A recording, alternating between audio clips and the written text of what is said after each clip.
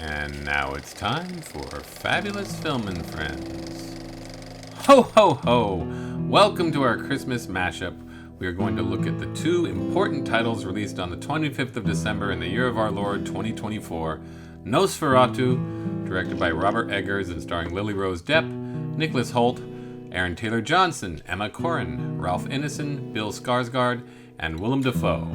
Up against A Complete Unknown, directed by James Walk the Line Ford vs. Ferrari Mangold, and starring Timothee Chalamet, Edward Norton, Elle Fanning, Maria Barbaro, Dan Fogler, and the 1-2 punch of craggy, Oakie-faced Narcos Alums, Boyd Holbrook and Scoot McNairy. I'm your host, Gino Caputi, and I am joined by the lean and mean crew of Roseanne Caputi and Gordon Alex Robertson. No strangers to this show. They don't need any introduction, so Alex, warm us up with a little... Warm us up a little portmanteau of Nosferatu and A Complete Unknown in the vein of Barbenheimer or the less inspired Glickid or Whittiator 2 or whatever the marketing teams dreamt up to try to cram that non-event down our throats. Yeah, right. I don't believe you. You are a liar. That is what I have. Okay, now let's move on. No, that's it was not a at all what I portmanteau. asked you. I don't know asked what you want me to do sometimes. Do you know what a portmanteau is? I don't. I have an idea. I have an It's idea. a mashup that of names. Give me a That's- mashup of oh, names. God. And full disclosure, I just asked ChatGPT, hey, what's it called when they mash up names? Like, I don't know what that is.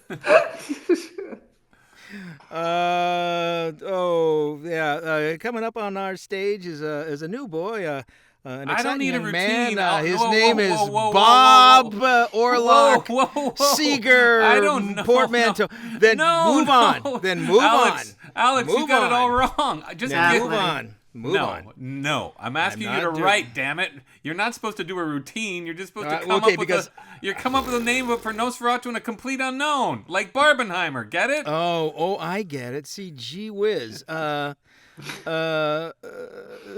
You big showboat! What? Nope, Get this guy a hay no, wagon so he can perform. Nose for you put me on the spot, buddy. True. Goddamn fascist. You just need a pen and paper, Alex. Pen and paper. Gino is a jerk. There we go. There's my portmanteau. Jerkenheimer Caputi. Touche. Okay, I won't pursue this anymore. Thank you. Before we throw down with the garlic, wooden stakes, crucifixes, and Gibson J-50s, the synopses. And Nosferatu the Dracula story is reimagined as a German tale where newlywed social climbing Thomas Hutter is sent to Transylvania to sell a house to the mysterious Count Orlok. Orlok in turn knows Hutter's wife Ellen, as years before she allowed him to enter her soul.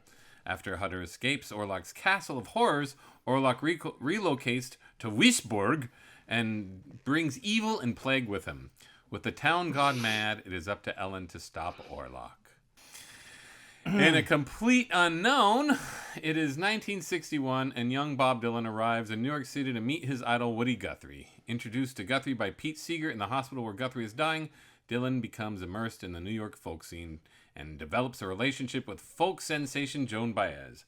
Years go by, and Dylan decides to go against Seeger and the folk community at large by playing an electric guitar at the famous Newport Folk Festival in 1965. Chaos ensues. So, which film best exemplifies the spirit of Christmas? Alex? A Complete Unknown. Hey, we actually, quick announcement, we can't talk about A Complete Unknown because Roseanne did not see it. So Roseanne... You can talk about it all you like, honestly, Okay. but I just won't have anything to say. Well, I thought we'd do it Johnny Carson style, where you I have like to, the Johnny Carson where style. you have to catch a plane. Yes! So let's To El Paso. let's start with Alex. Thumbs up or thumbs down on Nosferatu?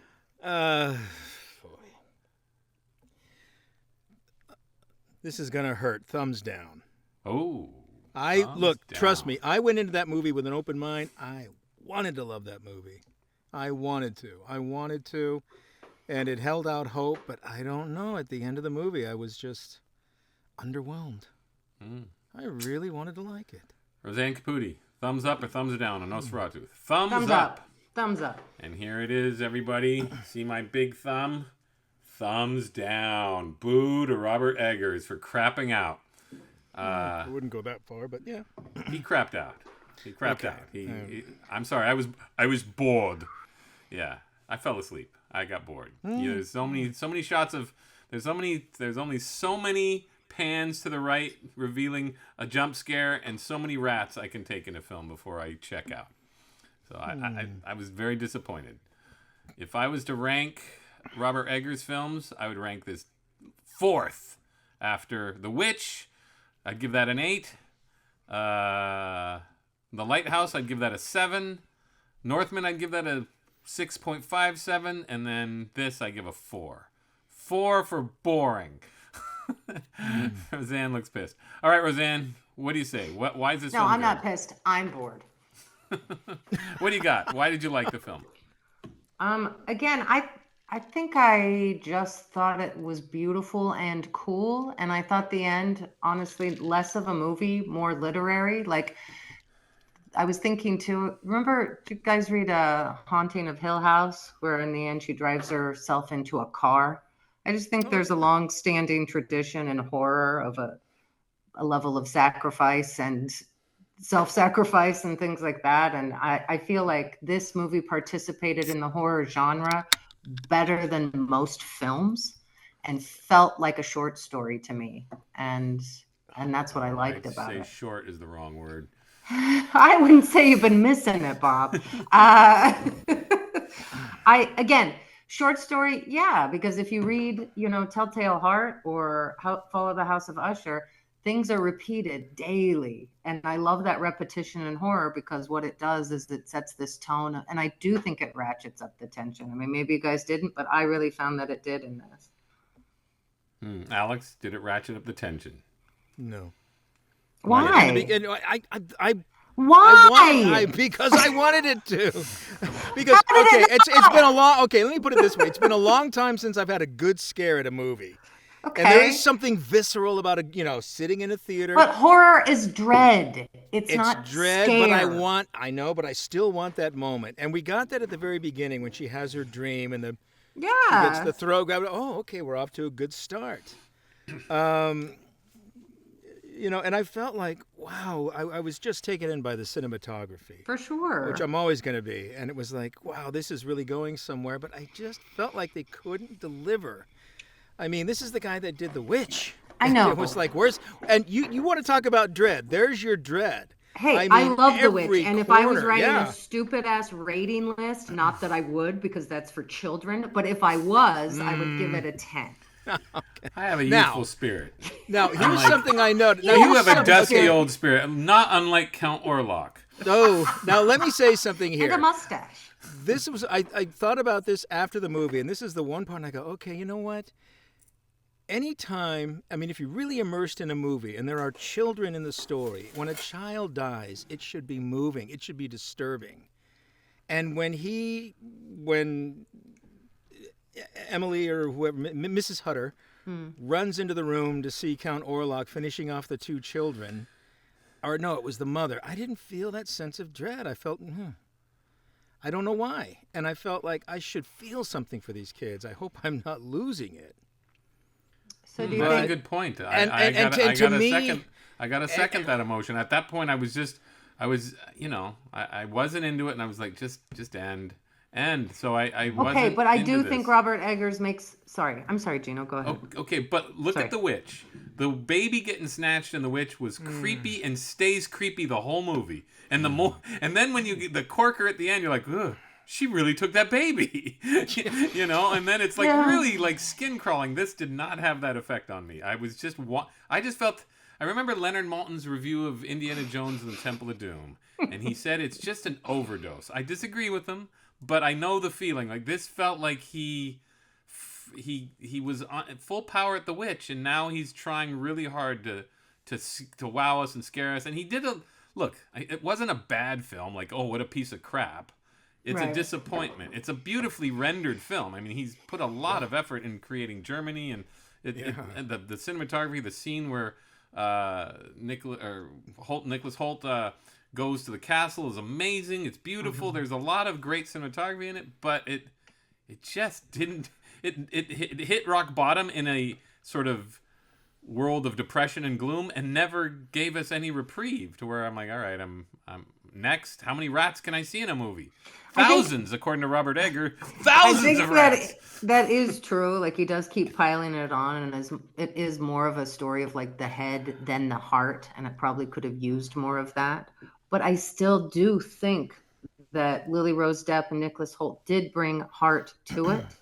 I do think that Aaron Taylor Johnson, especially, after his wife and children died, they bring heart. Maybe it's too little, too late, but it's not happening.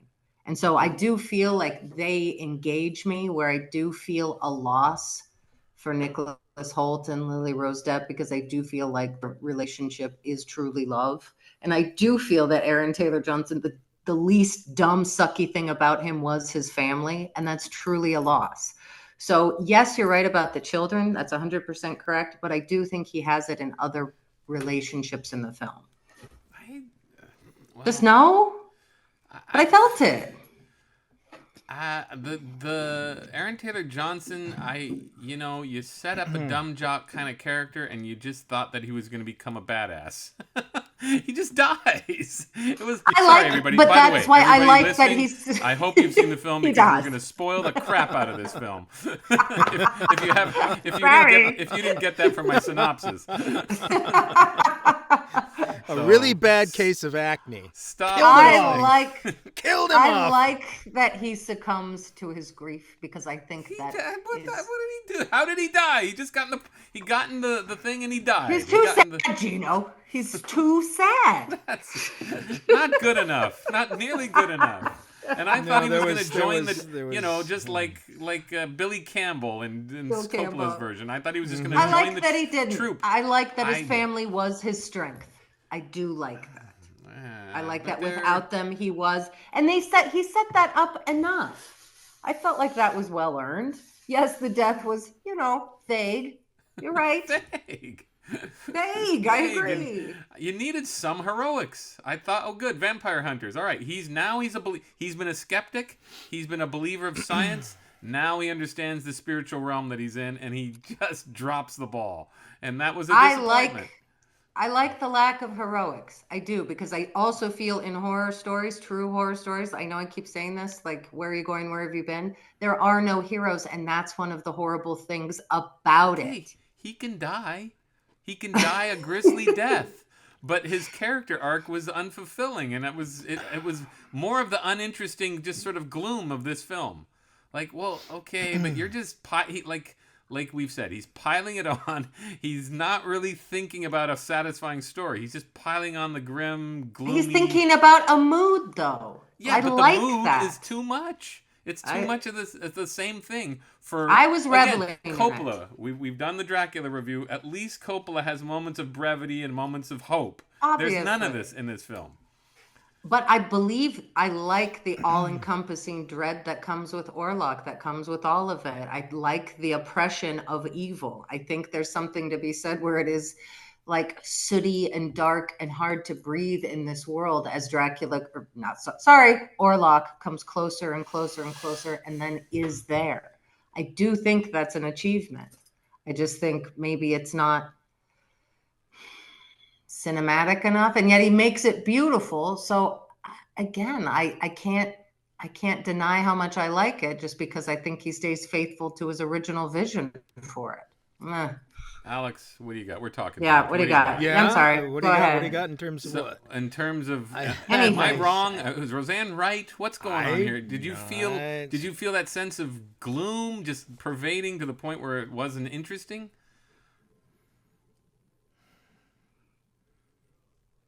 I don't know if it was gloom, but there was a sense of ennui that just seemed to kind of wash over me. And again, unexpectedly. Because, you go into a movie with somebody that you enjoy his work. I mean, he's been knocking them out of the fence or going for the long ball each time. And I thought, wow. And look, I can't always put my finger on it, but something felt like it was missing. You know, and I do agree. Masterfully shot. Now, I don't think I'm as critical as, the whole right pan, because I do like the use of the right pan. I was thinking about that. Okay, I didn't count the only time it stood out for me that I liked it was when Hutter Thomas meets Orlock for the first time. He's at the table and he's on one side, and just that kind of sense of how he moves. But he relied on that throughout the movie. Like, okay, well, stop with that pan. Okay, well, I didn't get as critical as some people I know. Wow, because I want to give them a chance. Come on, Slugger, you can do it. Come on. I'm just look. I'm no Orson Don't let Welles. those leg braces get in the way. As Run! anybody who's seen my church videos knows, I'm not exactly Orson Welles, but I know a repetitive shot when I see one. Okay, and you understand that, I mean, with me, I'm really more of the single shot. I'm really more of the vision. I'm really more of the picture. Which there are a lot of pretty pictures in this movie. I will say that. I could sit there and watch this movie, just for that alone, and try to get inspiration. I mean, the scene when he's walking down the road before he encounters the cat, that was a great scene. And again, it was those moments that really showed promise. Because that's such a big part of the story, the phantom carriage that comes out. Sure, and that scene is amazing, yeah. Yeah, and it's interesting how they do it. And I thought, okay, good. And that leads to the shot of, the long shot with the castle. This is really, this is good. And some of just those seamless edits where he suddenly finds himself inside and he's standing in the doorway. And again, the way he's framed in that doorway, when you take pictures, you start to notice these things. And to me, that was like, okay, this is, I'm really excited because this is leading up to the big reveal. But don't you think... The think... big reveal of Orlock. And I felt sort of like... I thought Orlock was way over the top. Way over with this voice. And it was just like, what's he doing? It just seemed like a strikeout from the get-go. I thought, okay, if he looks like Vlad the Impaler, fine. But... Mm-hmm. He does, except he's got this gruesome Emperor Palpatine head, and he's just too like. Wait a minute, how? I like that he's half rotten. I like my Bela Lugosi doing this, hypnotizing with the eyes.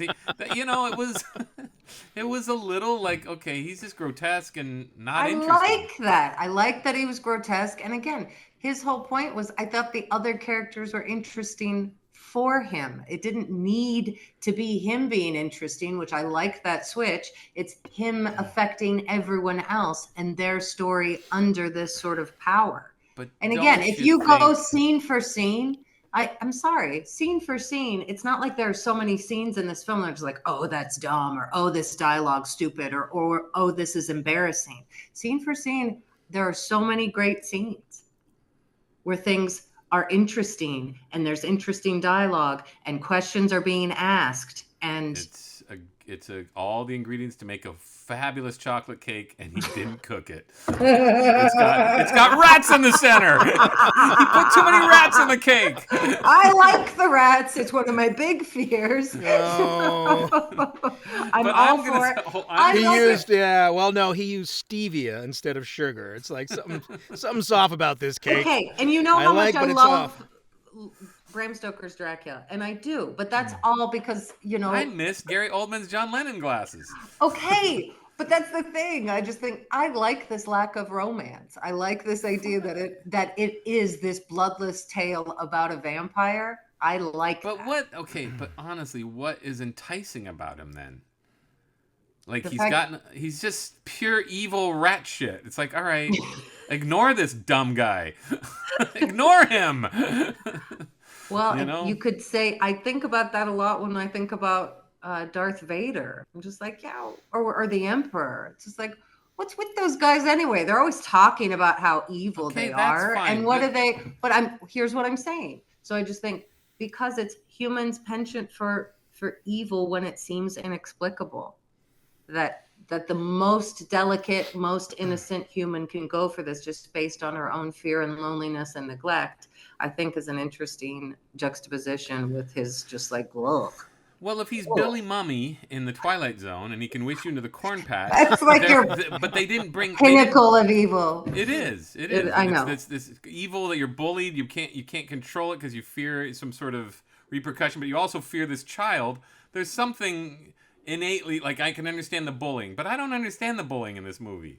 He's just a horse's ass devil. Like he's just going, I'm the devil. I'm the devil. So it's like, all right, stay clear of that guy. You know. Now I get it. Okay. But he won't stop. He won't stop coming for her. But there's but there's no sense of he's using. He doesn't use sex and violence. He's just sheer violence. Though for some reason she's attracted to him. So it's like I don't get this character. Okay, but then I think about her and that weird scene with Nicholas Hoult when she's going in between. She craves violence too. There's something unspoken in her own self. And I think they do show that with her, that she is unsettled, that she does have these dueling personalities. So I do think she craves being mistreated. Okay, fine. I'll buy that just because she's Lily Rose Depp and it comes. Well, she's got that face, doesn't it seem like it? She's got that giant head. Yeah, she's sort of beautiful, but sort of creepy. So I told Mom it was like if a mermaid and a hammerhead shark had a baby. That's what she looks like.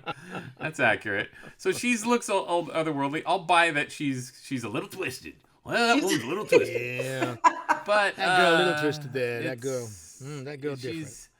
Then I don't know. I think he always feels undefined, or at least, and as I recall the movie, even with the shadowy hand overcoming the town, it all seems a little. But there's your melodrama. There's your Bela Lugosi. Yeah, but you also go back to the original hypnotist scenes. He has. But that was the beauty about the original Nosferatu, the use of the black and white. But it was always but it was also. I haven't seen and I've only read about. Oh so my I'm saying God! Sure, like a big phony. Max Schreck, the Max Schreck was born to play that part.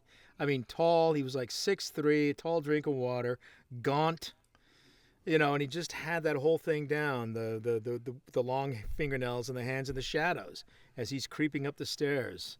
We just see the shadow. What's the allure in that version?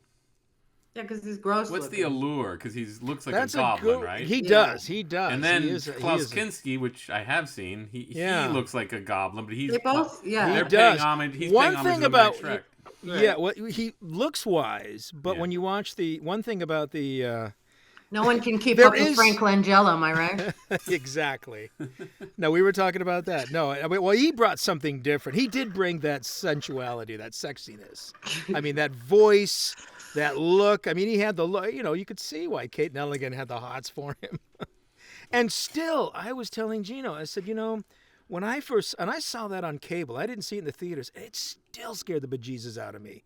That scene when they have to go and finish off Mina, and Laurence Olivier's in the catacombs, and he's walking around and he trips and drops the crucifix in the water, and he's trying to get it, and he sees the reflection of Mina, the dead Mina walking up. That's still a great scene. And the fact that in this version that's his daughter, it's Mina Van Helsing. And he has to kill her again. It just, that it pains him to do this. But that movie had a certain, it's like, why don't we talk about that? I mean, I've never seen it. I've always been too It's scared been a long time. It's of, been a long time. Frank Langella's throw. Hair. I've always been like, I don't know if that was 70s. Well, yeah, it was. It reminds me too much of my dad, and so it's hard for me to really think about him. I don't know. Wooing those 70s ladies. Yeah. Yes, he did. Yeah. Yes, he did. Well, okay. Yes, he did. And I guess, when you describe things like that, this movie is lacking that. But like I said, I do think it's its own thing. I don't. And maybe that thing is this very boring, whatever. But I still ended up really enjoying that. And I think one thing about the Kinski version that Kinski brought was that vulnerability, that idea I can't really help I'm this way, but I have to. I just, you understand, I have, and he's, the way you see him fighting it at times, but he has to give in to his nature. I mean, he is that malevolent being, but almost with an apology. I wouldn't go that far, but there is, and Herzog certainly had his agenda, and I think it paid off in his movie. Yeah. What he did. And of course, what can you say about Isabella Adjani? Right. I mean, What can't you say? Right. I watched about half of it last night before nodding off. But yeah, I was just reminded it's a much simpler film for sure. Well, it is. So it's and you got Bruno gone. So. Well, here's the thing. I think the story, honestly, Bram Stoker's Dracula is a simple story. It's a classic, really straightforward, these are the journals, this is what happens kind of thing. And I was telling Gino, I read its predecessor or whatever about the female vampire written by that Irish guy, and the name, of course, I forget. But I mean, it's almost note for note the same. And then Bram Stoker made it, a little bit longer, but it all sort of starts in the same place and ends in the same place. It's a simple tale. So I just think if you add, I don't know, maybe this is a story of the head and not the heart, like I say, but I think he is trying to add something about how humans react to evil that Bram Stoker is missing.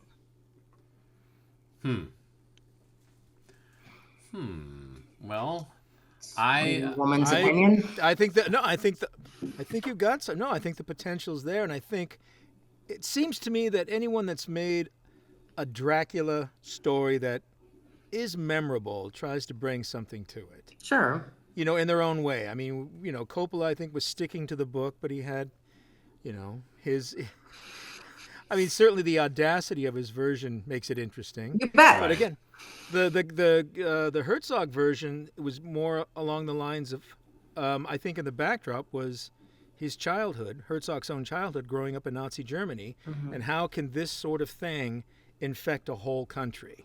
So if we're looking at it from that perspective, then what agenda do you think Robert Eggers brings? That's what I'm trying to figure out, Roseanne. I don't think he knows. Because I think he could have, and I just felt like, what is it? What's the linchpin that pulls it all together? That it is a fight of good versus evil when it just seems like but you said, that's where he fails. There are no heroes, and I wanted a hero. Yeah. That evil wins. But evil doesn't win, but he stomps evil out in a very, in my way, spiritually ludicrous way. Yeah, so and it just feels like you don't resort. Yeah. Now again, every you can argue, well, you're just a prude because how come every action movie ends with a good guy killing the bad guy? So fine, I'm a big hypocrite, but this seems like spiritually, this just doesn't seem to work whatsoever in my mind. Commit a little demonic adultery to save the day. It's like that doesn't work for me. It just seems completely unsatisfying. Did he conquer her? Does her sacrifice mean that she did succumb to evil? If she hadn't done that, would evil have not won? Did evil win in the end? And I think no, it doesn't. But goodness doesn't really prevail either. No, so that's why you leave going, that was a downer. Too morally, emotionally ambivalent? Yes. Yes. That's my point. That's what I didn't like about it. And he doesn't bring, look, at least the Northman ends in a kind of similar way, but Northman ends in a totally classic way, though, in terms of he still he still sort of lives on in legend. There is a sort of mythic. And Anya Taylor-Joy has his kid or whatever. Right. So there is a sense of Shakespearean. All order has been restored. I don't feel that in this movie. I do feel that order has been restored, and I do feel like it destroyed a big enough amount or a large enough amount of people that her sacrifice or her death did matter, and that his evil did matter. And I do feel like I disagree. I don't think I think it was a personal. See, the Herzog version has this scene Alex and I were talking about earlier. Mm-hmm. Have you seen it? Okay, nope. So Isabella Adjani is walking through town, and they're playing that Hamlet. What's his name? Well, it's not his version. Hamlet Gonishvili. Yeah. He was a Georgian folk singer, but the song is called Tsinkaro. It's a beautiful song. Yeah, so they're playing this haunting music, and the town has gone mad, and they're killing each other, and they're eating. What? Well, there's the dance she's watching. Like they're doing the dance macabre. Yeah. I mean, there's death all around, and they're dancing. Right. As if, we just, and then there really is literally the Last Supper, and they're saying, come join us. Come with and the rats and the animals running around, and it's as a if good use of rats, I might Yes, add. a good use of rats, even though apparently Herzog got in very big trouble with that movie in terms of animal abuse. Yeah. Rats abuse them. Damn. Well, apparently, anyway, you got those rat lovers out there. The point anyway, she decides to fight because of that. So there is a sense of she's taking it on herself to fight. So that's my girl power argument's crumbling, because I forgot that in the Herzog version she does decide to fight him because of that. But she doesn't. And the other thing too that she has going for her in the Herzog version is no one else believes her, even Van Helsing, who is not so dismissive, but he's trying to, well, it's a plague, there's a sickness, but she knows it's something more. And that was, I think, part of one of the strengths of that movie, is where if no one's going to listen to me, I've got to do this on my own. Where she does make that hard, like when we talked about, Night of the Hunter, nobody believes the kids. So the kids have to take it upon themselves. In this case, Isabella Gianni, nobody believes her. But she sees it, she knows it, and she makes the decision. She makes the great sacrifice. Well, again, let me just ask, if Lily Rose Depp hadn't had sex with him, would the sacrifice have irritated you less? Yeah. I think it would have interested me more. Yeah. Because seems like you've lost me, kid. Why the sex? Why the sex? Because she's going back to To me, it's going back to the demonic forces. But she's rekindling her vow, but to kill him this time. Like I said, she brought him into existence, and then she brought him out of existence. So there's symmetry there for her journey and his together. I don't know. I think that makes sense. That does make sense to me. Visually, it's horrifying. So I think I liked how visually horrifying it was, because I'm sick of the romantic Frank Langella, Bob Caputis out there being 70s Lotharios, and I like the idea that this wasn't something that she wanted to do. What is it though that a woman can only win with sex? Don't you find that a little irritating? I didn't think that was it. I did feel like for her, it was what she could do, especially as this whelpy Victorian girl. I think it would have been way more egregiously terrible had she done something, aggressive and violent. I don't know. Plenty of frontier women shoot a rifle and shot. Yeah, but Lily Rose Depp is in no way a frontierswoman. Well, maybe the inner frontierswoman had to come out because of There's no frontier. She's from frickin' Germany. Germans are strong. Look at those German women. They can throw logs like She's they can win log throws. Other than running around the forest, maybe. Oh, that steady diet of lager and beets. Come on. Here's the thing: you also would have been unsatisfied. Then you would have really been, yelling "girl power" and how that was stupid, because she's this sort of delicate, nervous, borderline, mentally ill human the entire time.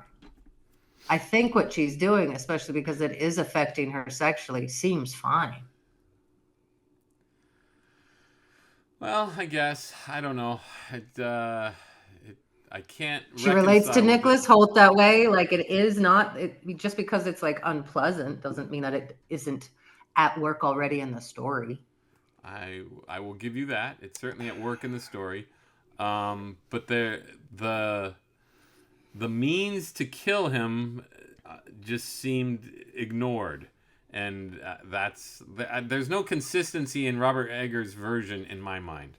So there's no spiritual consistency, because he gets cured by the nuns, and then we get into the idea that she's the next. In times of yore, you would have been Isis, or you would have been a great Egyptian queen. Where you're going, what? No, he just muddied the waters. So that's part of it. The disappointment that he can't tell the story cleanly, So I just don't like it. It didn't satisfy me in terms of a rousing adventure or a horror movie. It just seems like, well, I feel his agenda was just to sort of succumb to some. I said it. I mean, so you're saying it's a Netflix movie? Little bit. It has a little bit of that in it. A little bit, but not a lot. I hear somebody's No, dog. he's still My dog. He's why still don't a you good share him with filmmaker us? with artistic integrity, but it feels Oh, to no, me no. like Yeah. Greta Gerwig doing Barbie a little See, bit. I'm not okay. I To disagree me, with it's that. far No, I better have- than okay. Greta Gerwig doing Barbie. That's Okay, and in that's fairness, dumb. I have never seen Barbie, but I wouldn't say that he sold out, because watching this movie, it's like, to me, it's like a blip. It's a bump but in the you look road. at the consistency and the spiritual consistency of The Witch, and this movie, it's not there. And I just think, what is this message? And that happens. what's That his happens. point? But there are other forms of consistency in the film. And I do think he's true to his vision. And like I said, I think it fulfills this. I think he's participating in the canon of horror. And maybe it doesn't leave this profound mark on you. But I do think it's a compelling journey through the story. And would you say, the next time Robert Eggers comes out with a flick, you're going to ignore it? No. Based on... Yeah. No, See, I mean, no. there's still... he hasn't...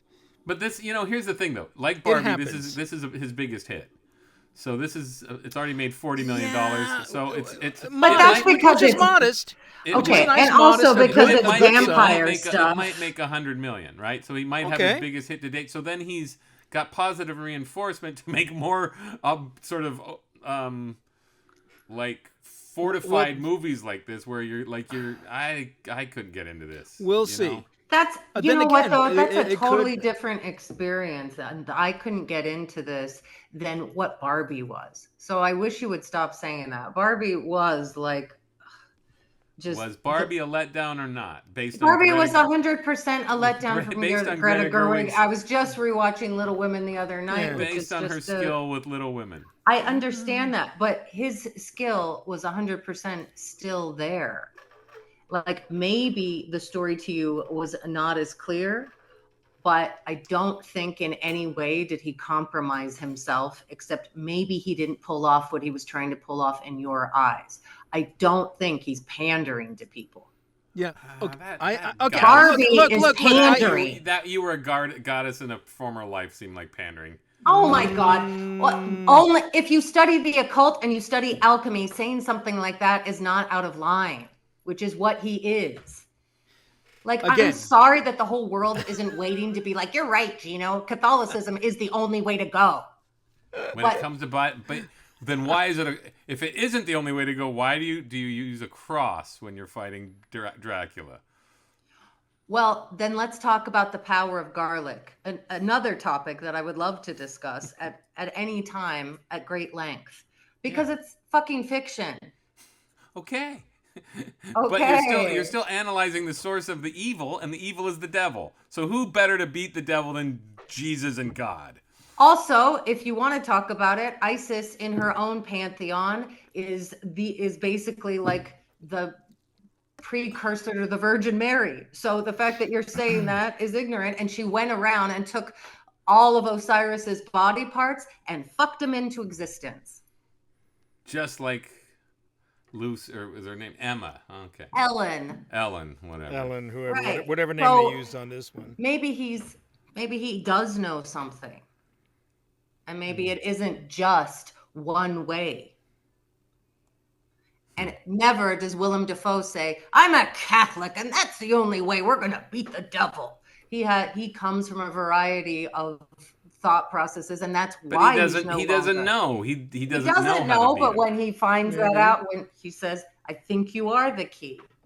But he does cross himself. I mean, he does. at one He, point. again, I think Whether he it's a knows or not, it's there. It's a He valid certainly- point to say, I don't know how to fight evil. That's not the same as Rhea Perlman talking to Barbie at the end. That really happened. Yeah. Yeah. Don't ask. No. Don't ask. More- It was. Well, you're the one who keeps on bringing up Barbie, and they're nothing alike. Okay, look, I've never seen Barbie. It but doesn't I've matter. heard. I know it doesn't matter, but from what I've heard, It's all not the an apt negative, analogy anyway. So all it the doesn't matter. negative things about Barbie are the things that I would hate, and a lot of the preaching and the monologuing.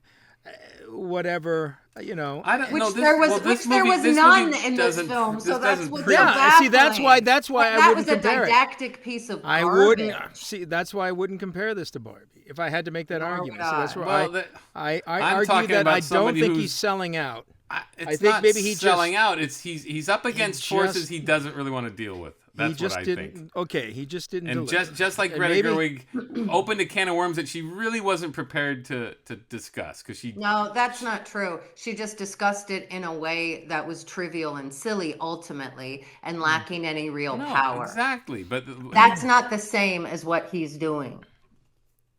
Well, I felt that he didn't face the spiritual battle head on.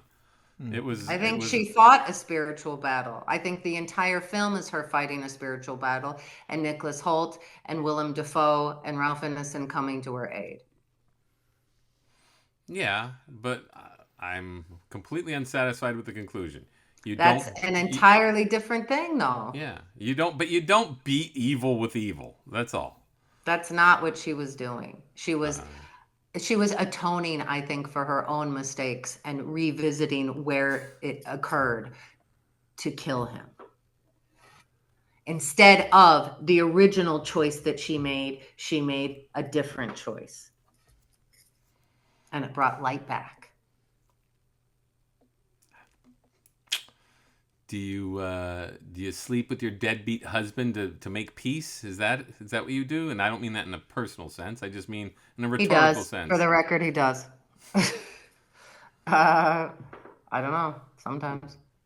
Yeah, I don't know. It's if you're letting in the source of your problems, it just seems illogical to me.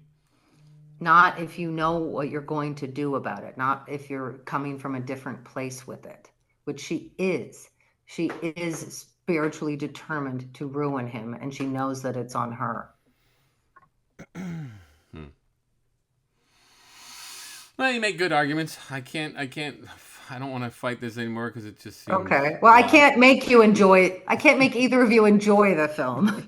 I can just tell you why I did. Fair enough. No, that's fair enough. Yeah. No. Which reminds me, it's probably time for me to catch my flight. You stood your ground. I'm not. Am I going to run out and see it again? I don't know. I don't know. I don't feel like seeing it again. I think I will see it again, actually. All right. Well, let's get into the performances of it. Who's the best? Roseanne Caputi? Nicholas Hoult, I think. I think he was the soul of the film. Alex, you're pondering. You do agree with that? Yes. This is my pondering look. With that beard, looking good. I gotta say, Nicholas Hoult, I think, really delivered a solid performance.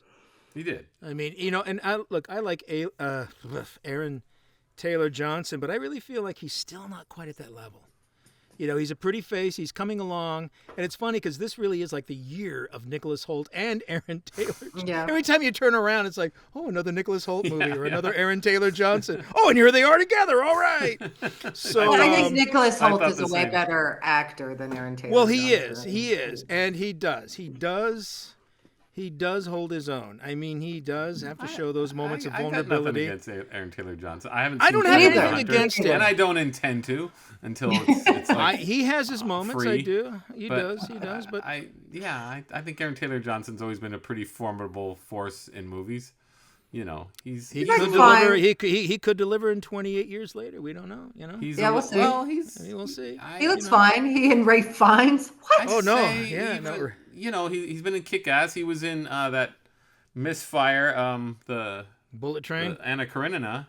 Oh yeah, but that wasn't his fault. He actually, for being a little kid playing a man's role, he did his best. He did. I don't know. I thought he was good. I have my storytelling issues, but whatever. I thought he did a fine job in what he was given. Nicholas Hoult, though, did seem like the emotional glue to the film.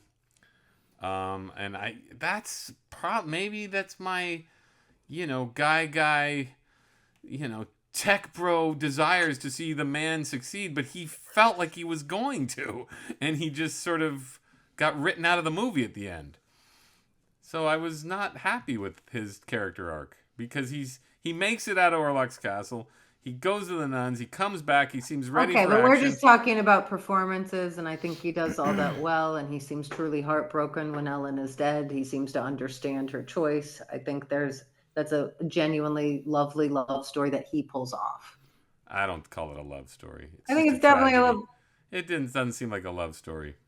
I think it's is. a psychological tragedy that he's in the middle. Okay. I think he did fine. He did great. Yeah, I'd say definitely he was the best one. Willem Dafoe was a big disappointment for me, especially after really the fast Lighthouse. before we get to that, and I know what you're saying, but I do think Lily Rose Depp was really good. Like not. Yeah, she was good. Genuinely good. Better than say Winona Ryder is. Yeah, I would say she was a similar role. She was more. It was an emotional. She was more. I guess I know the word than right. She was right for the part where Winona Ryder wasn't. She was. She seemed like a strange Victorian area. I don't know, German, but she just seemed like she belonged in that era, which. And she did some tricky work, Yeah, making some. Yeah, she did. Bold choices. Bold. Mm-hmm. She did. She did. No, there was nobody bad in it. The only thing that was bad was just the level of gloom in my mind. So, and then Willem Dafoe was a letdown performance-wise. I think I expected. Well, it was in just like neutral in Willem Dafoe mode.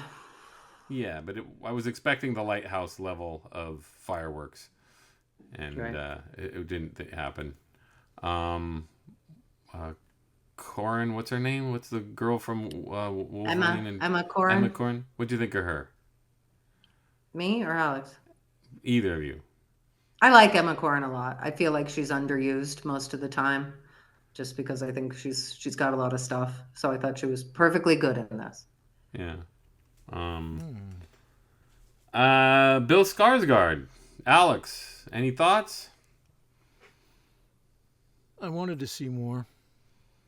Yeah. I mean, I'm going by the excitement that I had when the first posters were released a year ago, and he looks more like the Max Schreck character. I think that was deliberate, but I wanted to see more of that menace. I mean, he's a big guy. They use his, they could have used his size and his physicality quite well in that role. And I just feel like they didn't go far enough. I don't know what it is about Klaus Kinski, but for some reason I buy that they wouldn't question his fingernails and head. In this, I feel like, why isn't anybody just like, holy freaking cow, this guy's a nightmare and get the hell out? He just seems so grotesque. But he's not in a lot of public places. Right, but he's a lot more private. Nicholas Hoult sees the hands and he's just like, oh, well, let's sign this deal. That is not true. He's petrified the entire time. Sure, but that's inaccurate. The entire time he's like, business, I gotta go. Again with the fingernail jokes. You pick your nose with that? No, it's just, I don't know. It just he seemed too horrifying. Like, I don't see how anybody would do business with this guy. I don't know. I don't know. You got Gary Oldman who could be weird. It just seems like Gary Oldman's weird, but he's like a romantic ideal. I like that this guy was just effing disgusting. I'm just like, you are gross and menacing and rotting. Like You're the worst. You are what a demon would be. You are what the devil would send. Like, I do like that. I think he's the embodiment of it. And of Eastern Europe. Just kidding. I don't even mean that. I don't mean it at all. You mean the lack of showering? Yes. I thought that was a cruel and racist depiction of Romanians. I think Vlad has it. Vlad has it coming. Vlad the Impaler has it coming. Yeah.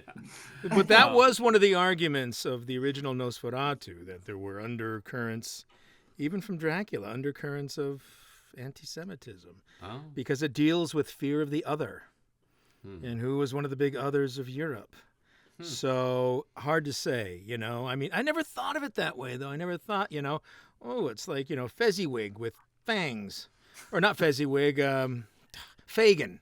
Fagin with fangs. Well, but you know what I'm talking about. I didn't get that sense whatsoever in this. He was just the devil. That's how it Yeah, just seemed like to me. yeah. Like he I didn't feel any. he was just pouring with the power of Satan in him. And again, and to me, I have a very arch mentality. It's you beat him by either fighting him or ignoring him, and everybody gave into the fear. So it just seemed like, I don't know. We discussed it. So we're on performance. All right. Nobody was bad in it, right? Though there wasn't a bad performance. No one's to be found in bad. the film. Yeah. No.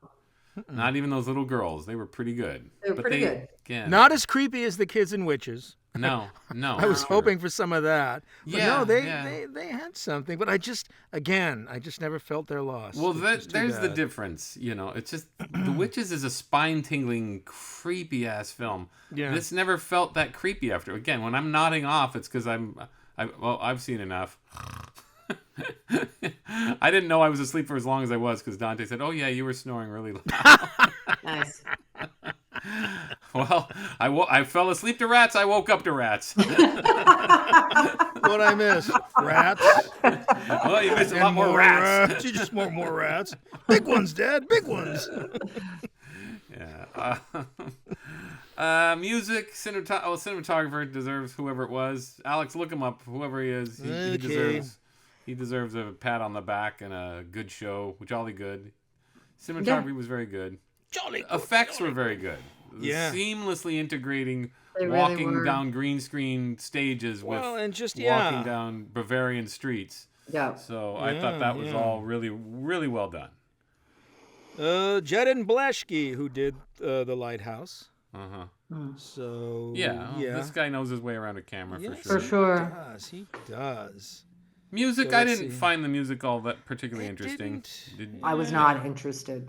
No, it didn't. We are in the era of nobody Missing gives a crap something. about a good score. So I want a good don't score. I was enjoy it. disappointed Still in want- that. and I And think they this could used have it a had a good- lot too, I felt like. But see that, and again, I go back to the Herzog version. He didn't necessarily have. He had a band that played the soundtrack, but he also had. You had a couple of pieces from Wagner, yeah. and you had Sincaros used very effectively. It kind of Yeah, reminds me of Peter Weir using L'Enfant in The Year of Living Dangerously. Right. You find that piece of music that just, if it's out there and it exists, use it. Sure. And I like that. And this Composer be movie- damned. Yes. Yeah. So I Write him a letter. and Looking say, at you, Terrence Malick. exactly. Yeah, it was. Did it work against the movie? Serviceable. No, but I didn't find anything all that interesting. It just didn't. Yeah, it's and this is one of those movies that if you have, when you've got the visuals and you've got the camera moves, all you need is the music. That to me is like really the trifecta. It's like watching, whether it's Ennio Morricone at his best with Sergio Leone, where the music and the scenery just fits. And this music, it was like, I could have done without it. The dread is there. I don't need the music. Just use maybe, natural sounds, maybe. Like the animal sounds would be maybe far more effective. I think so. I think that's true. It was kind of a boring score. Because nothing's scarier than rats scurrying and chewing, sure. chewing on truth. things. Believe me, I know. Right.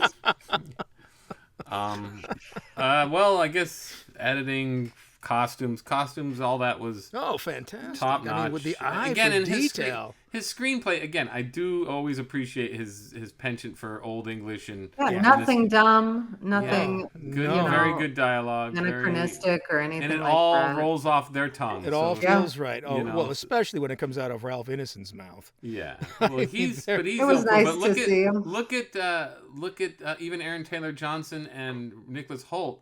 You know, all their sort of so be it, and all the sort of terms from that era all seemed Well, they perfectly had it. natural. It's kind of they're in not their... Keanu Reeves.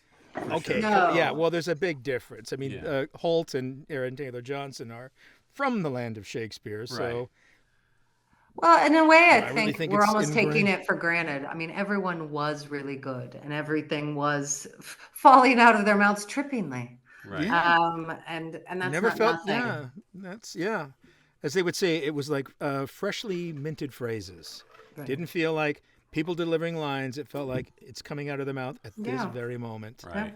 Boom, boom. Yeah, and that's credit to Robert Eggers, who's still doing that really well. And that's why I don't think the movie's a total loss. That's the thing. I think he still brings tons of it. stuff. Right. Maybe and I it's still wouldn't put it up there with Barbie. I think that's not fair. It's like you I'm can't just the sensation I'm having of a guy who's he's going to make he's going to get a hit with his least effective movie. That's right. But the difference between it's not this like cultural moment that Barbie was. So I don't think, or at least I hope, as an artist, I don't know who he is as a person, that he doesn't think like, first of all, what would he take away from the fact that it's a big hit to make even more joyless, terrifying films? I mean, you act like what he's pushing is something that's so terrible.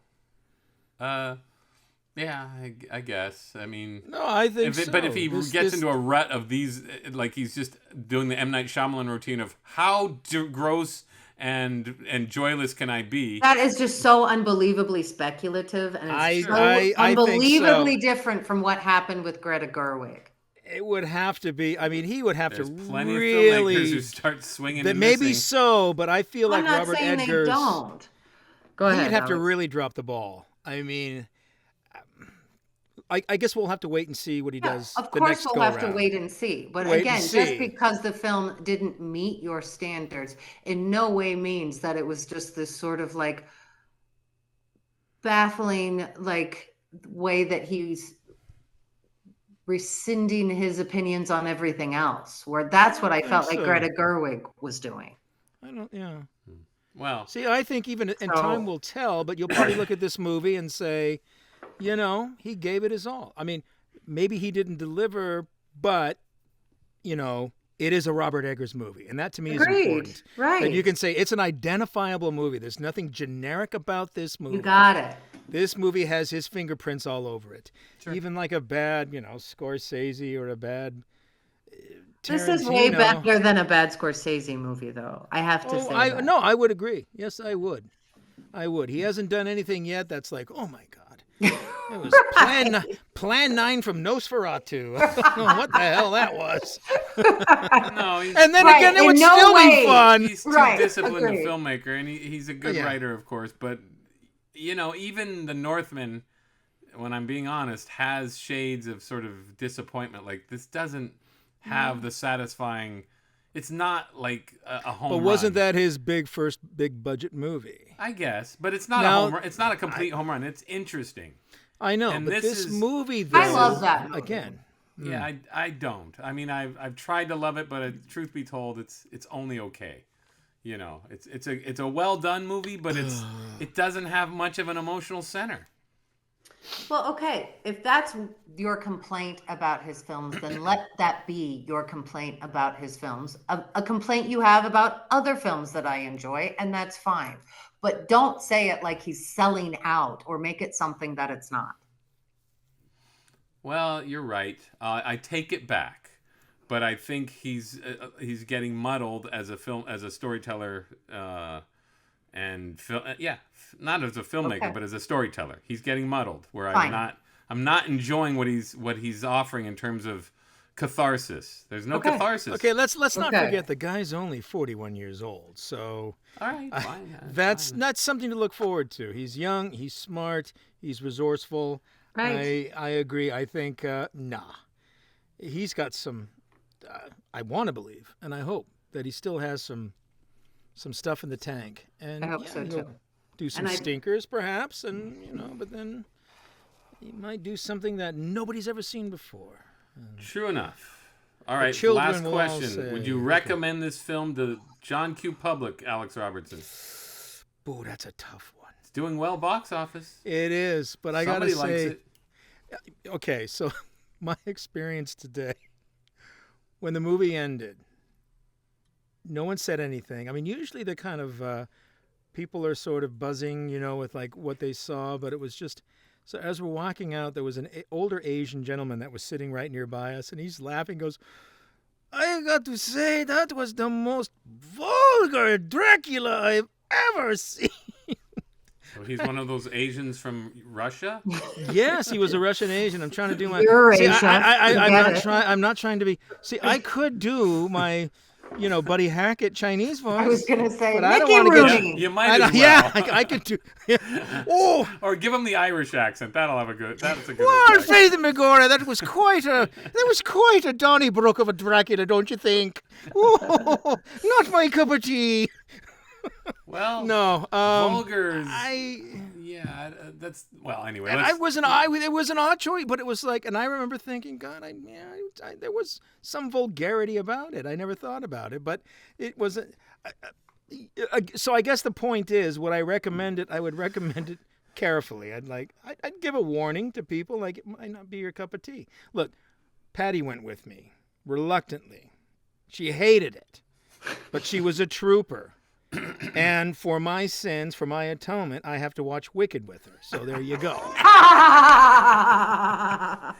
I'll tell you, if I survive, if I make it Wickiator through. Because we're sitting there, brother. and I could see her sitting there struggling, and she's being a trooper. And I leaned over and I said, I'll see Wicked with you. And her face just lit up. Oh, good. Now I can enjoy the rats. Okay. Oh, I love it now. Yay. You're going to be wishing for those rats, Alex. Let me tell you rats, what. Go. You're going to be wishing for a lot more gloom. Oh, no. I'll I never promised I'd like it, but I will. I'm taking one for the team, gang. All right. Roseanne, who are you not going to review or recommend this film to? Do Mom and Dad get a recommendation on this? I would recommend this movie. I'd just to tell people see what you think. All right. I think it's beautiful, and I'm not going to back off on that. I think it's probably one of the most beautiful movie of the year that I've seen, and I think it's well written, and I find things in it that you don't. So yeah, I am going to recommend it. To everybody, bar none. Well, no reservations. I'm going to recommend it to why not? Rat catchers. Well, who should I not recommend it to? I guess I don't. Our parents, they would hate it. Yeah. I can see. Yeah. I guess. Yeah.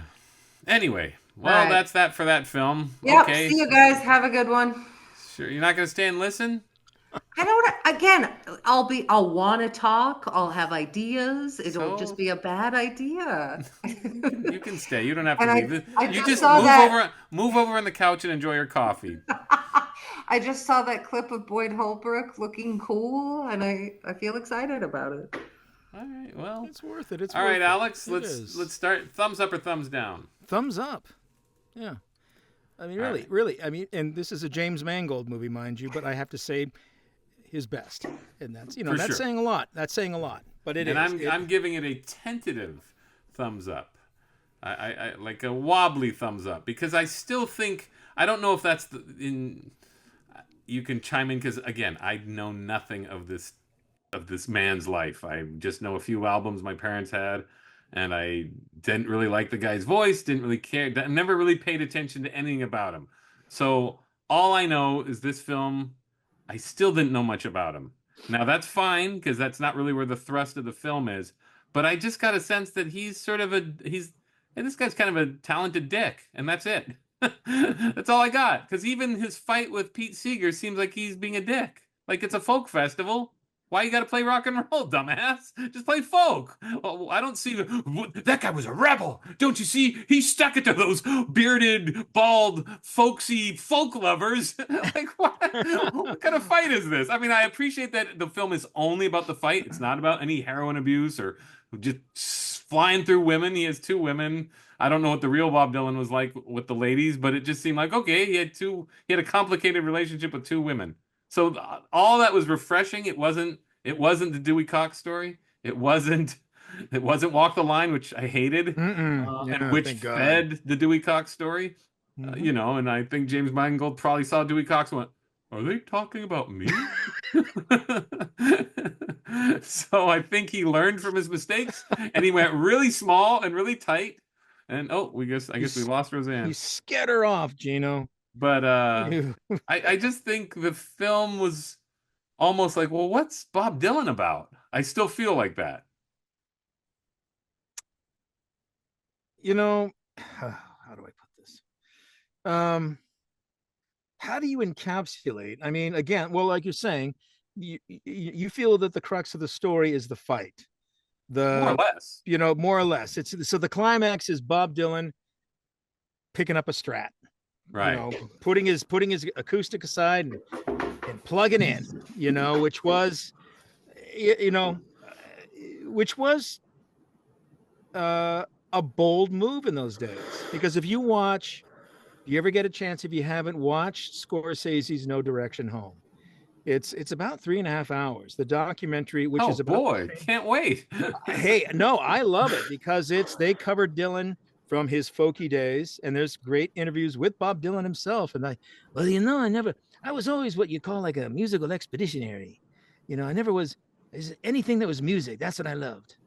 Because it makes sense because yes, he was a folky, but before he was a folky, he was a rocker. I mean, when he was in high school, that's all he played. Okay. But let me ask you so this. The story, Is that scene with Joan Baez and him, is that fairly accurate? Which one? Where he refuses to play the playlist and he wants to play his new songs. No, that didn't happen. Because they're painting him to be just a dick. Like, dude, these people pay to hear your hit songs, dumbass. So I felt like he wouldn't. But he is like that. I think he is like that. He is like that. Watch another documentary. But it feels like I'm not on his side. Like he's not winning me over. Just play the songs you're known for. Yeah. No.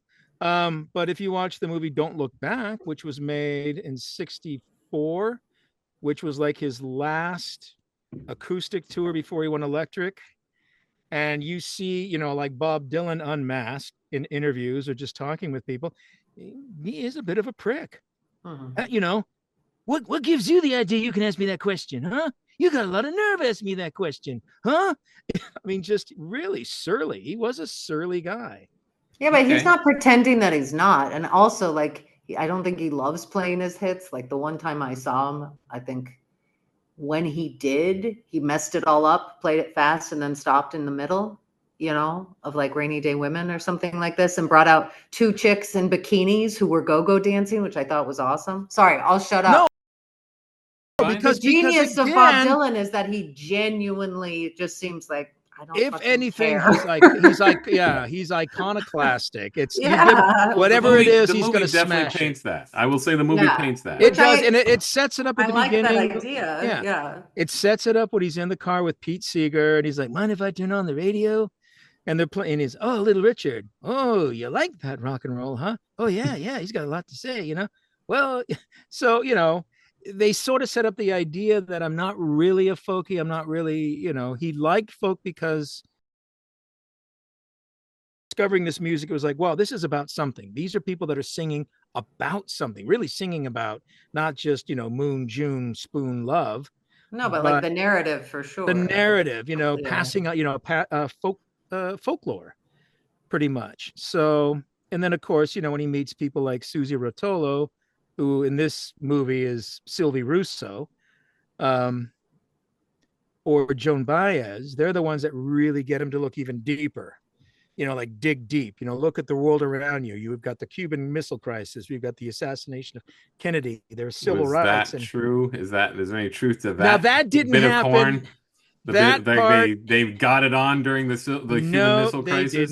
They didn't. These movies. I mean, it's a fraud. Look, I know nothing. That's the problem. Life, and I know it's yes, a fraud. and that is the problem with biopics. I agree. There were glaring, like, oh, come on now. When he showed up in New York, he didn't show up alone. He showed up with a very good friend of his. They don't touch on that. Did he meet Woody Guthrie in the hospital? Because that even seemed like bullshit.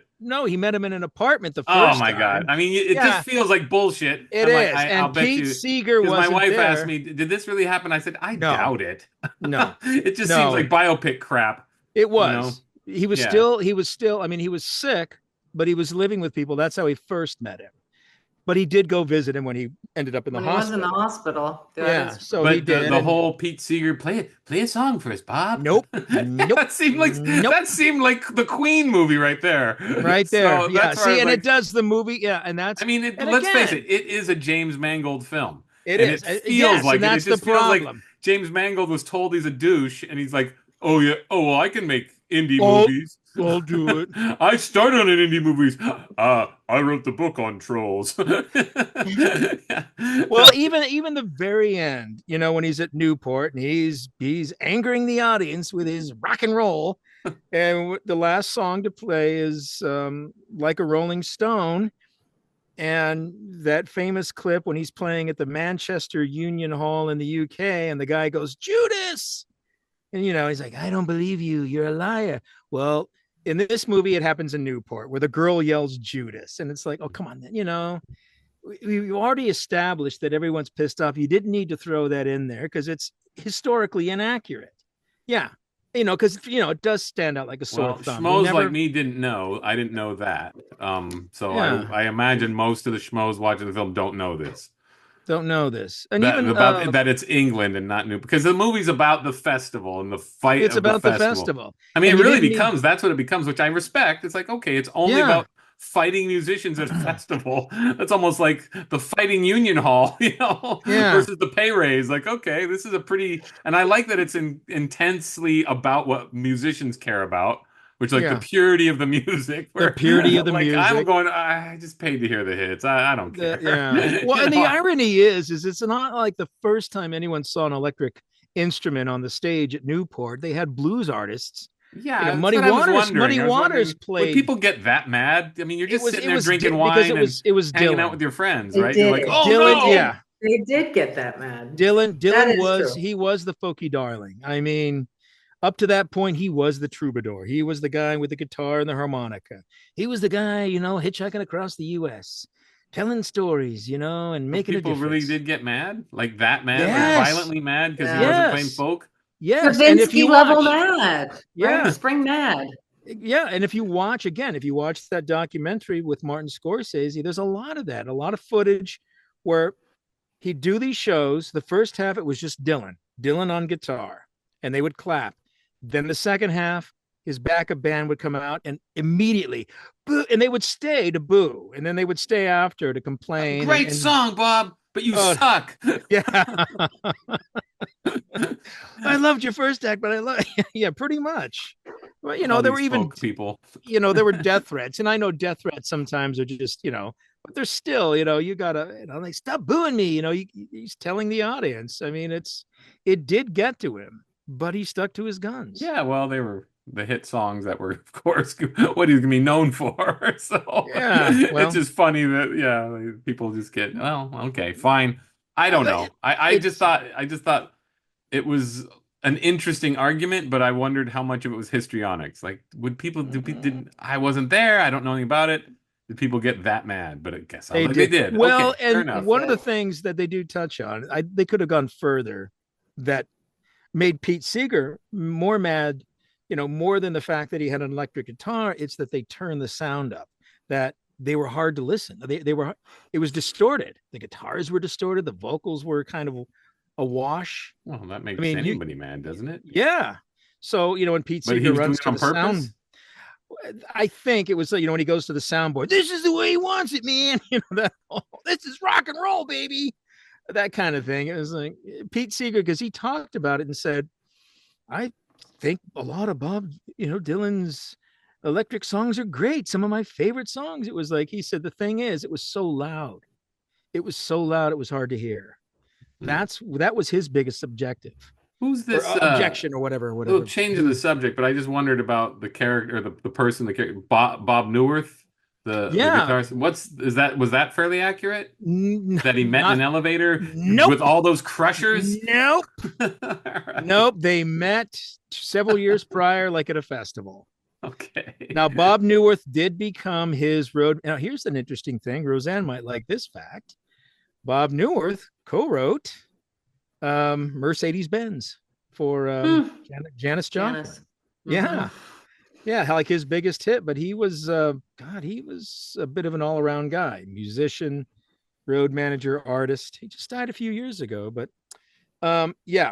he was close. But no, they didn't meet in the elevator. Again, another with salty crushers. Yeah. Like who? Yeah. Which is, now we're heading back into Dewey. Why do they do back into Dewey Cox territory? Yeah, and he's in the shadows. in the Yep. elevator, and it just seemed like I go. Suddenly there I he smell is. biopic bullshit, and I don't know any of these guys. I'm just like, and Nina keeps asking me, "Is that how they met?" And I'm like, I don't know. I doubt. He kept saying, No. "I doubt it." It No, just seems and like biopic stuff. and when he takes Susie to the festival on the back of his bike, that never happened.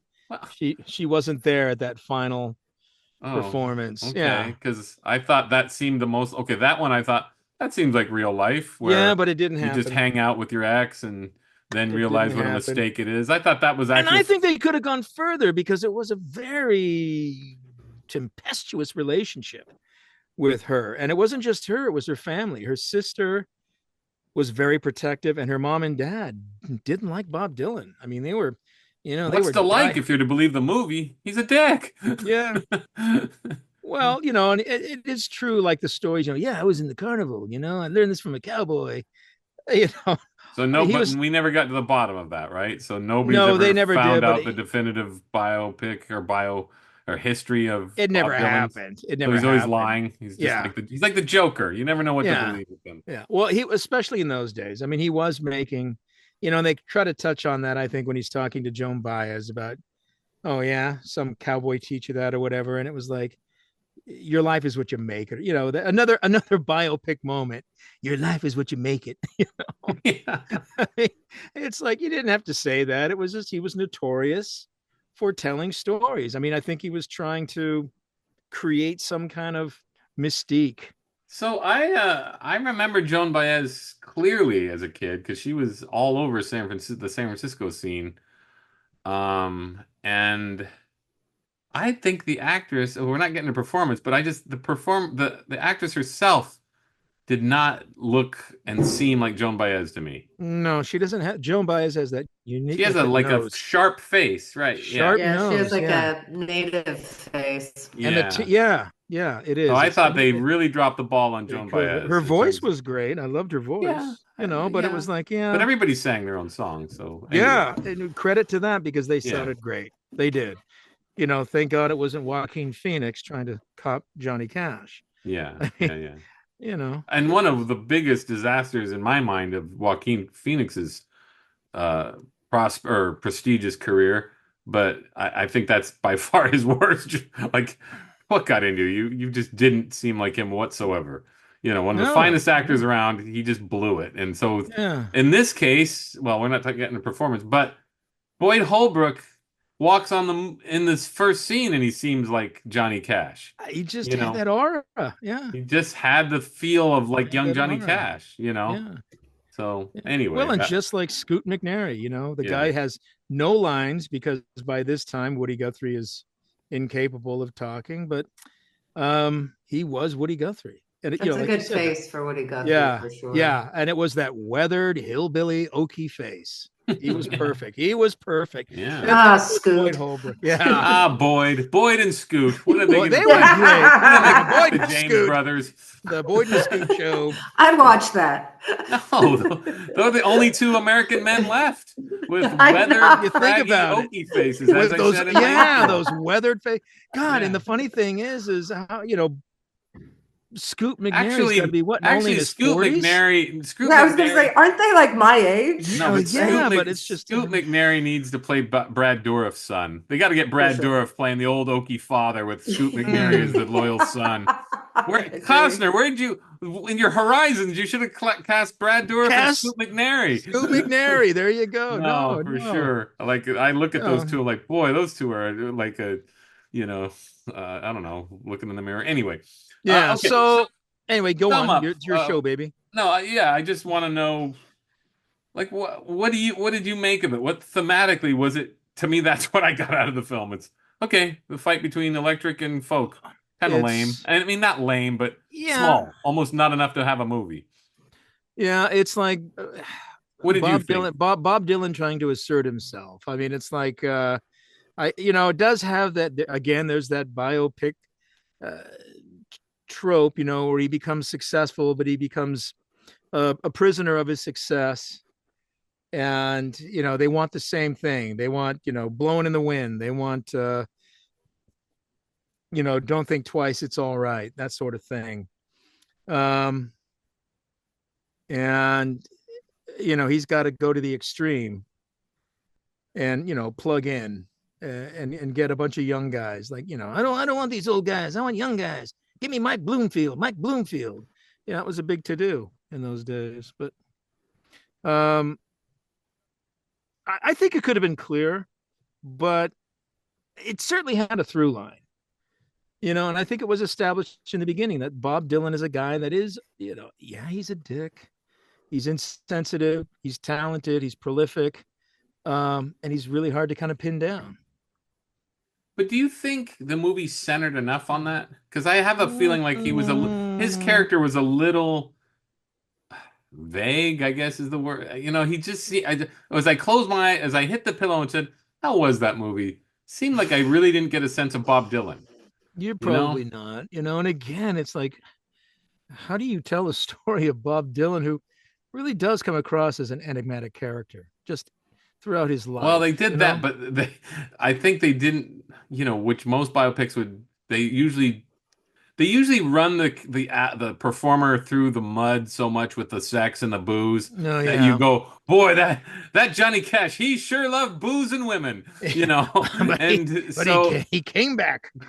So you always have this sort of sense of their psyche.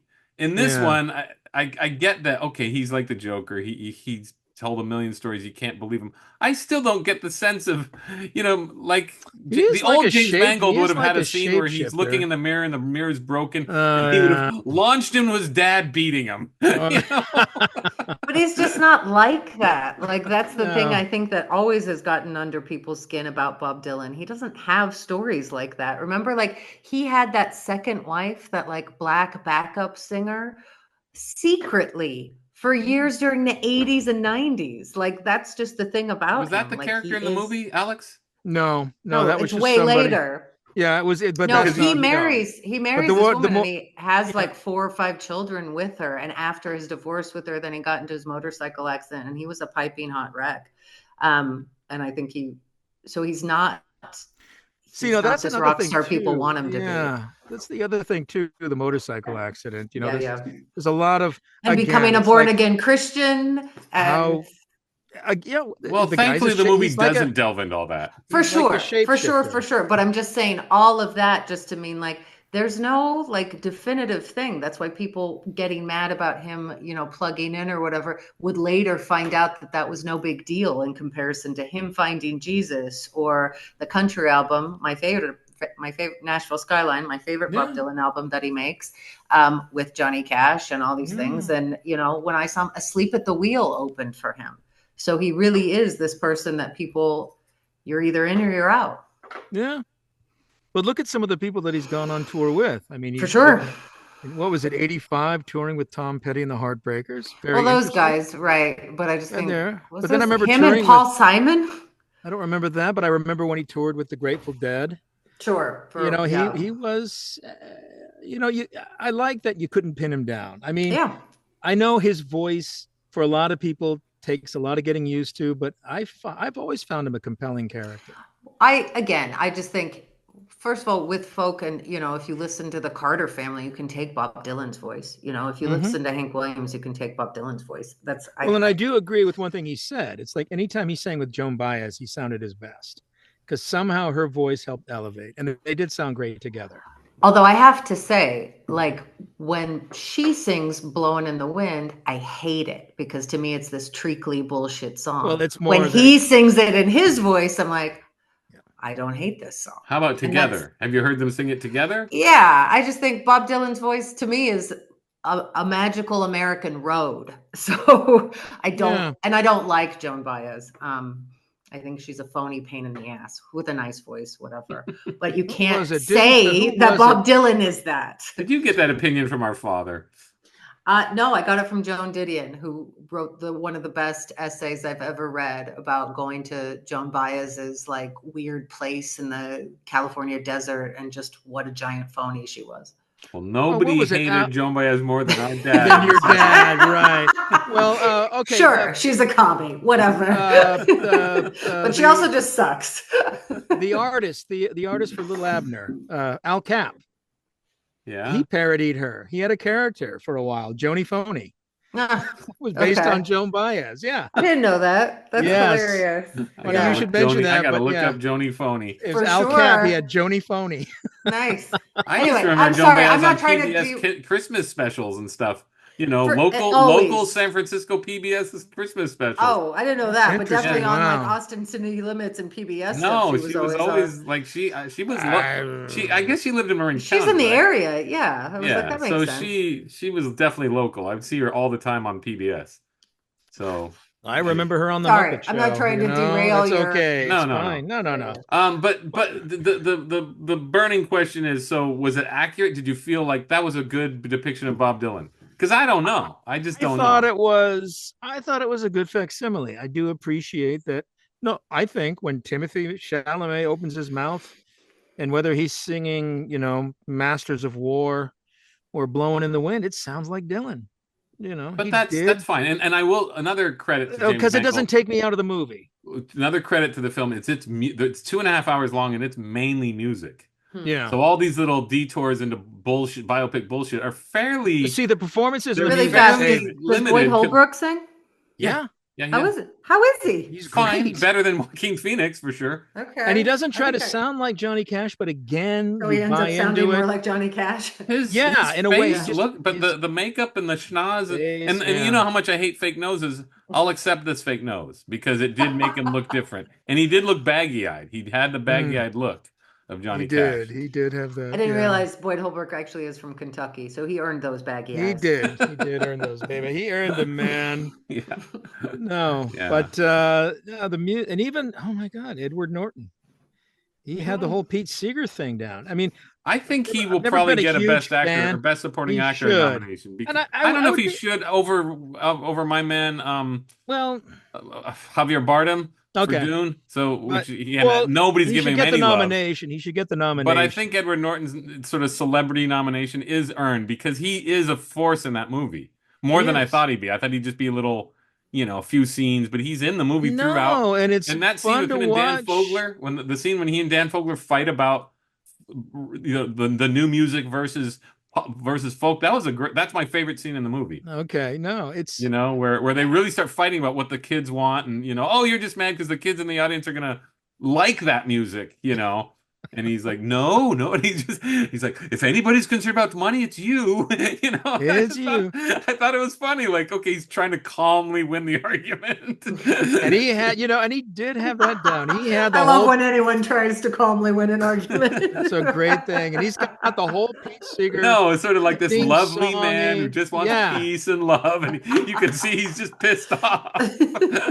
But you watch any clip from Pete Seeger, especially from that period, and we got a great young man coming out here and a little bit there. When he talks, he sounds like he's singing. He was just the receding hairline, Edward Norton, the sweaters. Mm-hmm. That was Pete Seeger all the way. And that show, Rainbow Quest.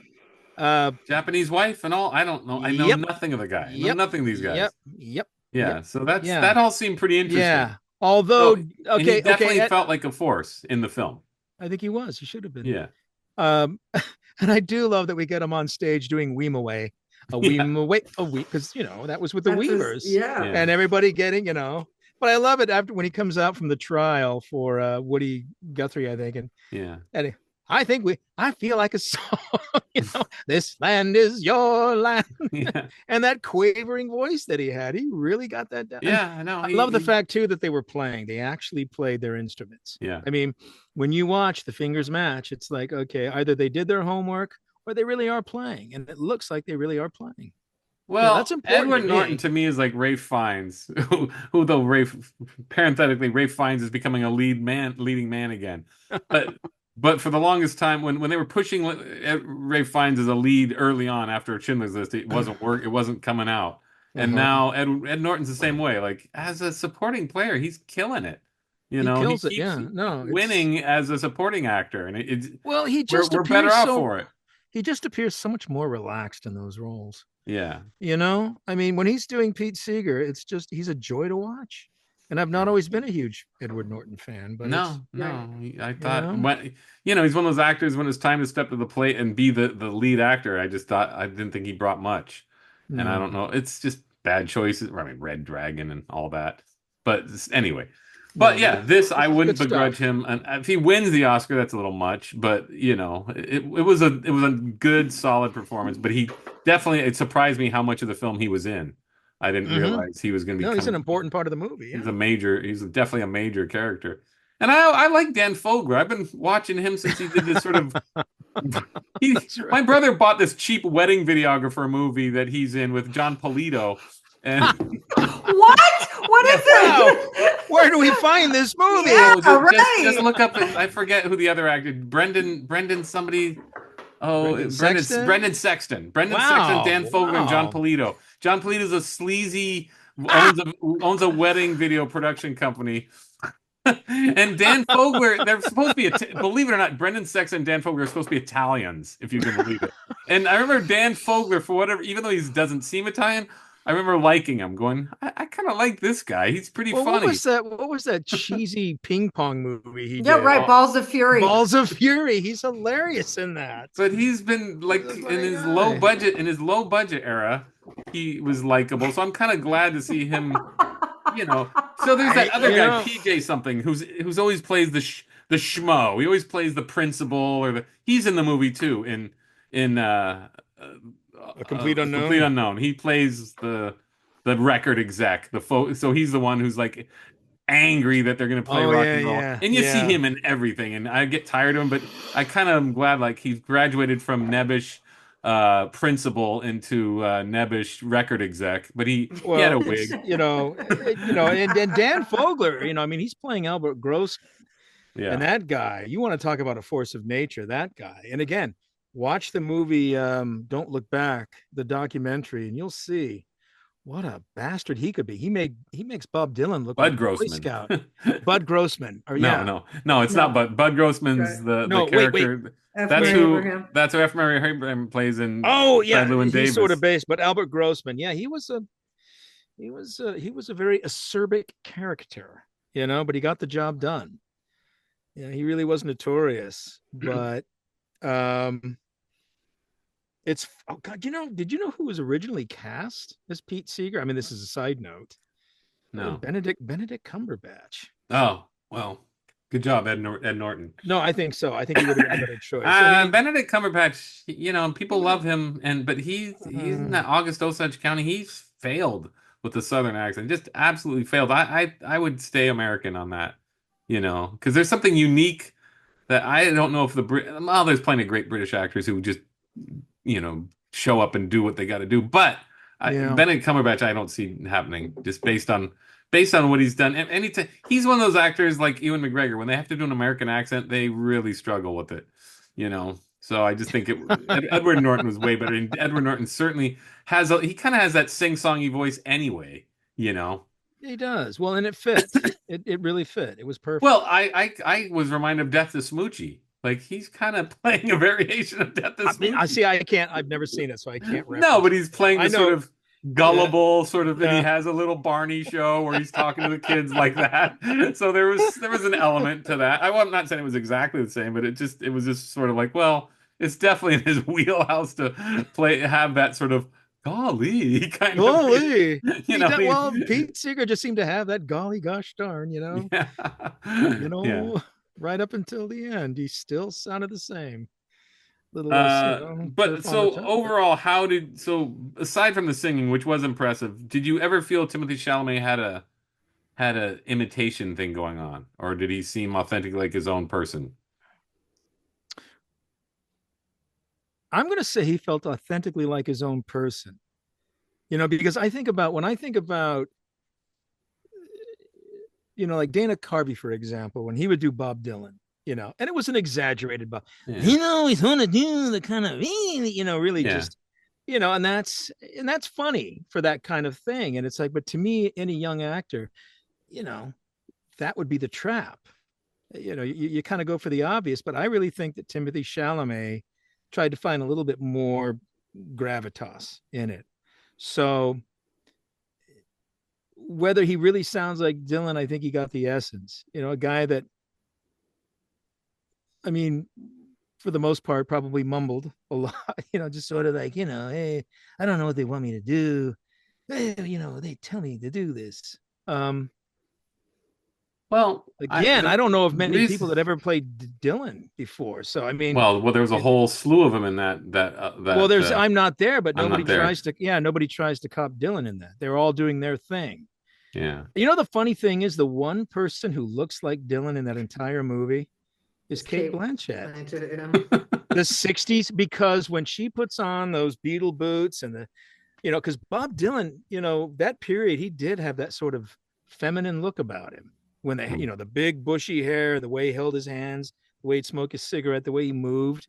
And again, if you watch No Direction Home, it's like, wow, it's uncanny. But that really was like the one person that looked like Dylan in that movie. Well, I've never seen it. I just know it exists. You could see it. It's on Amazon Prime for free. Boy, I can't wait. I bet you can't. I started watching it. It's different. It's, But I was just going to say, I did feel like Timothee Chalamet and above all movies I've seen him, he seemed a little lost. He seemed like he didn't know whether to do a parody or to be just himself. And I would say if James Mangold failed, it's in Bob Dylan. I liked Pete Seeger. I liked the fight. Part. I liked the movie overall because it didn't do the usual, even though it had plenty of crap in it. But what my one thing is, I just feel like Timothee Chalamet was okay. He was okay, but not one of his better roles, honestly. No, again, I haven't seen a lot. I haven't seen a lot of Timothee Chalamet. Well, I need to see more. I've seen the big ones. I've seen the big ones. Yeah, I've not seen the first. I've seen the horrible gay one. What was that called, Roseanne? Oh, Call Me by Name. Call Me by Your Name. Yeah. See, I haven't seen. I got to see Dune. I've got to see Dune 1 and 2. Yeah, and I've seen Lady Bird. I've seen what name him, Roseanne? What's he got? Oh wait, well, Little Women. Little Women, which he's been in a bunch of movies though. I've seen Wonka. Wonka, yeah, that's right. What was the Hostels? Although he dies off pretty quick in that, unfortunately. That cannibal one, Flesh and Bone. I've never seen something, or maybe that was the movie with Meg Ryan. But yeah, the cannibal one. Well, I'd say in this one because he's usually pretty sure-footed in his movies, and in this one I thought I detected a little bit of like, what the hell am I doing? I could be wrong. I just felt like, is he doing an impersonation or is he legitimately being Bob Dylan? So I felt a little like he was straddling that line. That's why I think, if you see it again, I think you have to see it sandwiched between something like Don't Look Back. Yeah. But I certainly remember the real Dylan. I certainly remember. But okay, we had the albums. My brother and I would listen to my mom's Bob Dylan albums. So there's that, and then I remember his resurgence, circa "We Are the World" in the mid '80s, and he's came back, and everybody's making fun of that whole thing. So I have a sense of what people are gonna do if they're gonna like try to play him. So I just felt like it wasn't amazing. People are saying he's channeling Bob Dylan. I don't know. Again, I don't know the I haven't watched the documentaries, but I've detected sort of, why is there fear behind your eyes? I don't know. So I had that feeling of like, I don't think he's quite nailed this. I don't know. And again, biopics, right? It's just see, I will say Boyd Holbrook over Joaquin, because I remember my whole. But you think about the older actors. My whole line of thinking during Walk the Line was, why would you play Johnny Cash when we have so much footage of him in action? See, that's something that this movie did do. It got me excited. I mean, when I went home, I pulled up my iTunes and started listening to Dylan, Pete Seeger, Johnny Cash, a lot of those songs. And it was so fun to watch it with Patty, who's humming all those tunes on the way home. In fact, she said, "Could you learn Blowing in the Wind on your guitar?" It's like, okay. Learn it. I was born playing that, baby. I lived it, baby. No.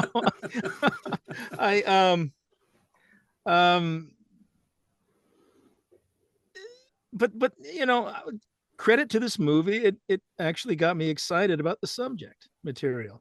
And I'm sure if I watch it again, you'll start to see the flaws, but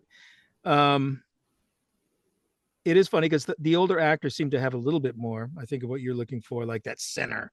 Boyd Holbrook had it. Yeah, he just naturally walked on thinking, he seems like young Johnny Cash. Edward Norton had it, no doubt. Hard to say what's her name, Barbaro, because she didn't look it. She didn't look the part. I didn't feel that at all. I thought Elle Fanning was great. I kept on imagining her I wanted more with that. Rachel Ziegler. I wanted more with Elle Fanning's character because she was such an important part in his life, And of course, there were some dark moments in their relationship that they didn't touch on. Like, give me the darkest. Give me that Nosferatu darkness. He got her pregnant in 1963. Oh, that was a big deal, and they both terminated. Agreed. Yep.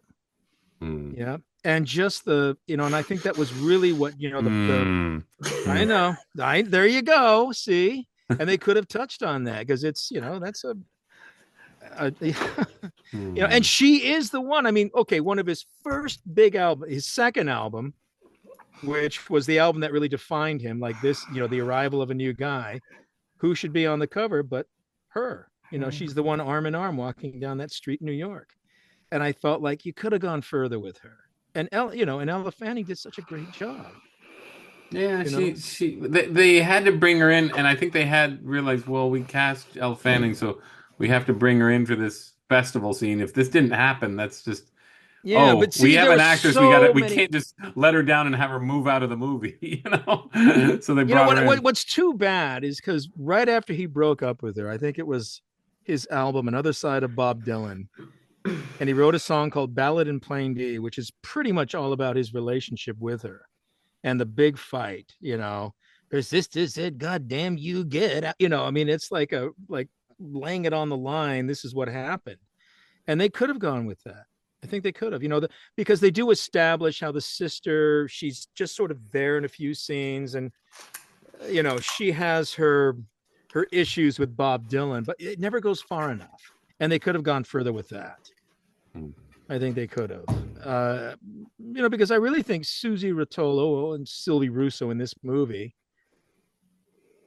was the person that I think really helped to get him focused in his songwriting. To really get him to sing about that. Does not read in the movie at all. That's the problem. They don't go far enough. The idea of really sing about something. How would you depict that? How would you depict that? Well, she have her like, this is stupid. They kind of touch bullshit. On that. Well, they touch on that when she talks about her activism. Yeah. She said, "I'm a part of CORE." That was a big deal back then. A lot of civil rights marches. And she takes him to the, like these civil rights marches with the black speakers, and Bob, and these are things that didn't read. I saw what they were doing, but it didn't read, because then you have, I don't know how you handle it, but it didn't read as like, oh, he's processing this. And that's James Mangold. That's your yeah. The closest they come is the whole stupid thing with the Bay of Pigs or whatever, the Cuban Missile Crisis, where. But it doesn't read because I'm not saying it does. Because next thing you know, he's playing at the club and Joan Baez sees him, and then they make love, and I was like, well, does he care or not about this? I mean, he's writing a war song. I got it, but it just seemed clunky.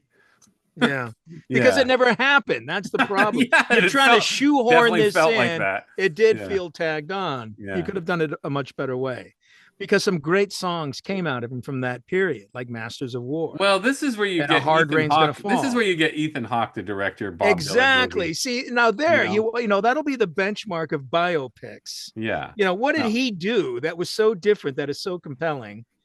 Well, he nailed the character by speaking through their work. And through the work. James Mangold, as much as I did appreciate the volume of music in the film, he still had these clunky setups for it. But he did, to his credit, he let everybody sing a lot. There was a lot of music in the film, which I think saves the movie. Yeah. Makes it well, so you're gonna say Edward Norton's the favorite supporting player? Best performer in the film. I'm going to say Edward Norton, because he was refreshing. He really, I mean, no, he really brought he had a twinkle in the eye. And he wasn't just giving us an imitation. He was Pete Seeger. If I didn't know any better, it's like, oh, is that Pete I definitely Seeger's didn't son? feel like he was doing an imitation. No, That's the thing. that's Where the again, thing. He's as I not. said, I felt Timothy Chalamet, but again, you can't help but it's the It's sort of thing hard, like, but were you going to sound like Ray Charles? Are you going to sound like Muhammad Ali, Will Smith? And he's doing his best not to sound like not to do an imitation of Muhammad Ali. And then you just go, you know what? He doesn't seem like Muhammad well, Ali it's at like all. every actor that has to play a Kennedy. It's just Right. here it comes. Oh yeah, oh yeah. Right. So Jason Clark did a formidable job as Ted He didn't Kennedy. try to go He that. was great. Yeah. He didn't, he found No, he just something played else the world's biggest saddest scumbag. drunk. Yeah. Big The Well, world's you know what? least loved son. That was amazing. It was. It's funny. Why don't they give him credit for that? Yeah. Yeah. And because it was so. They it was wrote him so, out. They wrote him out of Dodge. He hasn't been in a movie since. Oh, man. Kennedy money goes Weird. Yeah. deep. Oh boy. Remember, come on, he was- we didn't quite appreciate your imitation of What the hell was with that Uncle voice? Tad. What are you, a wasp?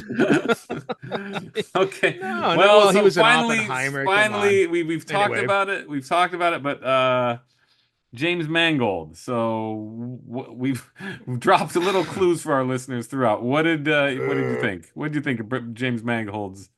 A credible direction? performance for not the best. I think he's going to be, I don't know what the word you use, like not a journeyman, but Yeah, he's like not a journeyman. He's not a hack, but he's definitely sort of he can do director. whatever style. You could do, yeah, and but here's the not thing. particularly well. Like he did Logan. No, he's not. He did that X-Men movie, and everybody loves it. And I find it the biggest piece of Everybody predictable loves Ford crap. v Ferrari. Oh yeah. I mean, why is that?